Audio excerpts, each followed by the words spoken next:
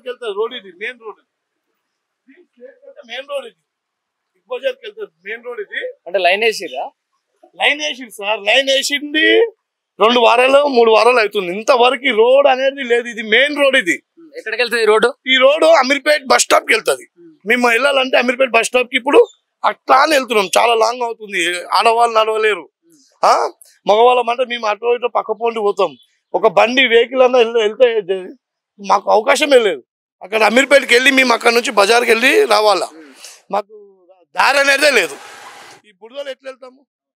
ఈ బురదనా ఇది పని చేస్తే అక్కడ మీనలు తెరిచిపెట్టారు, దాంట్లో పడిపోతారు. ఇది మీనలు తీసిపెట్టారు, ఆడ మీనలు తీసి పెడుతురు.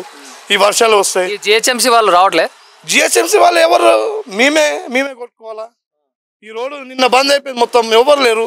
అక్కడ హాస్టల్ ఉంది, లేడీస్ హాస్టల్ ఉంది, బాయ్స్ హాస్టల్ ఉంది, లోపల కాలేజ్ ఉంది. ఈ కాలేజ్ వెళ్ళే పిల్లలు మొత్తం ఇట్లనే పోతారు. ఇట్లా పోతే ఇట్లా వాటర్ అన్ని, ఇక్కడ వాటర్ ఉన్నాయి, ఇక్కడ ఈ రోడ్డు లేదు. ఇంకెక్కడ పోతాం మనుషులు? ఇది చూస్తున్నాం ఇక్కడ. ఈ రోడ్డు చూడొచ్చు, ఇది మొత్తం కూడా తవ్వి వదిలేసినటువంటి పరిస్థితి. అంటే ఏమైనా డ్రైనేజ్ లైన్ వేసారా ఏందనేది మనకు తెలియదు. కాకపోతే మ్యాన్ హోల్స్ అయితే కనబడుతున్నాయి, తవ్వి పెట్టినటువంటిది. దీన్ని చాలా రోజులు అవుతుంది. దీన్ని ఒక రోడ్డు వేసే క్రమంలో ఆ దిశలో అయితే ప్రభుత్వము జిహెచ్ఎంసీ వాళ్ళు స్పందించట్లేరని చెప్పేసి స్థానికులు అయితే చెప్తున్నటువంటి పరిస్థితి.